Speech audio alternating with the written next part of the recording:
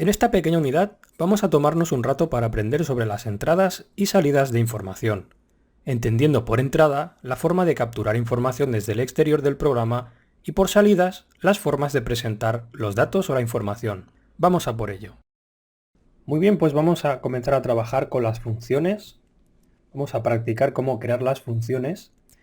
Tema 6, programación de funciones, y empezaremos con la definición de funciones. La definición de una función básica es muy sencilla. Únicamente tenemos que escribir def, el nombre de la función. Por ejemplo, vamos a hacer una función que escriba un mensaje por pantalla, le voy a llamar saludar. Cerramos con un paréntesis, dos puntos, y ya aquí estamos en el bloque de código de la función, donde escribiremos lo que queremos que se ejecute cuando la llamemos.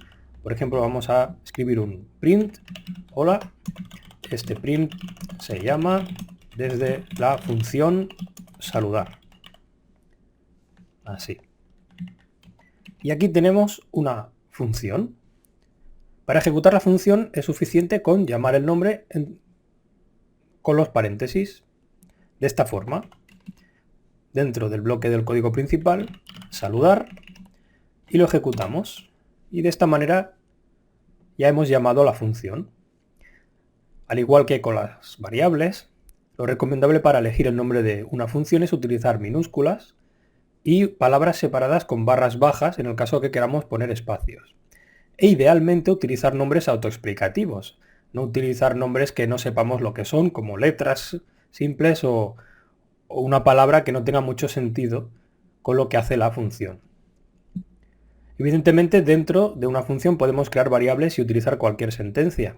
Un ejemplo muy sencillo, vamos a crear una función que dibuje, por ejemplo, la tabla del número 5.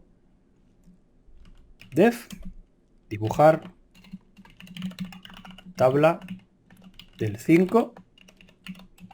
Y vamos a hacer un for i, por ejemplo, in range hasta 10.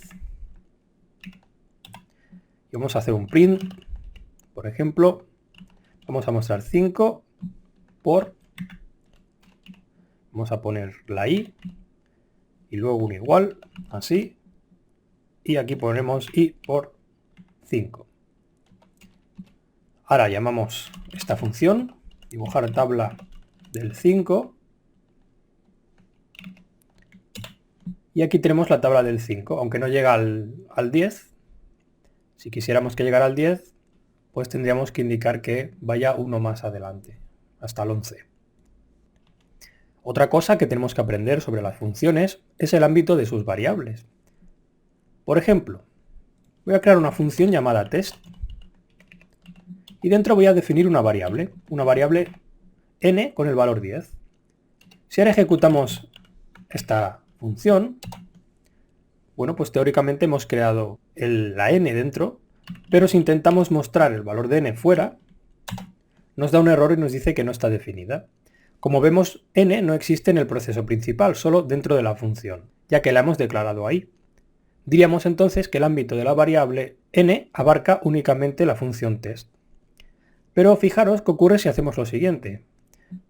Vamos a declarar una variable m, vamos a redefinir la función test, y ahora vamos a hacer print m dentro de la función test. Vamos a ejecutar la función test, y fijaros, se nos muestra el valor de m pese a que no hemos declarado m dentro de la función. Bueno, esto es debido a que la variable se encuentra declarada fuera de la función, por tanto abarca también la función. El ámbito también abarca todo lo que hay por debajo y por tanto se puede utilizar dentro de las otras funciones que nos encontremos. Digamos que están al mismo nivel, tanto la función como la variable. Sin embargo, hay un requisito y es que esta debe haberse declarado antes de la llamada de la función. Por ejemplo, si redefinimos la función test, por ejemplo, para mostrar una variable L, ahora llamo la función test, pues no la encuentra, ¿no?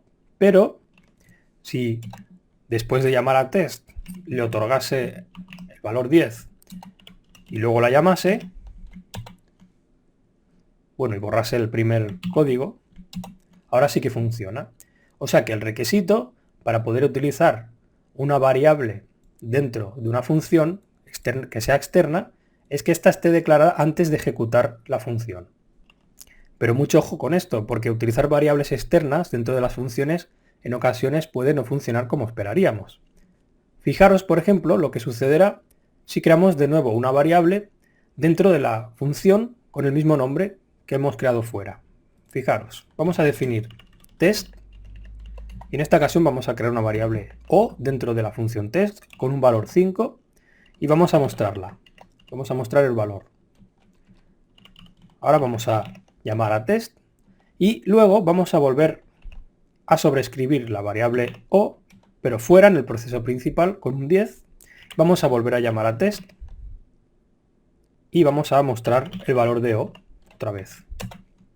Pues fijaros, la primera vez que llamo a test, la variable o vale 5. Luego otorgo a o el valor 10, pero al volver a llamar a test me imprime un 5, o sea, no le afecta, aunque yo la vuelva a cambiar. Y finalmente muestro el valor de o en el proceso principal y dice que es 10. Por tanto, ¿significa esto que la variable adquiere distintos valores dependiendo de dónde se ejecute? Pues no. Lo que significa es que al definirla dentro de la función, se ha creado una nueva variable, totalmente independiente pero con el mismo nombre. Es decir, esta o de aquí y esta o de aquí son dos variables distintas. Esta únicamente abarca la función y esta de aquí abarca el proceso principal. De todo este experimento, entonces, aprendemos cómo variables con el mismo nombre pueden coexistir en distintas partes del código, pero mi consejo es que intentéis evitar repetir nombres siempre que sea posible.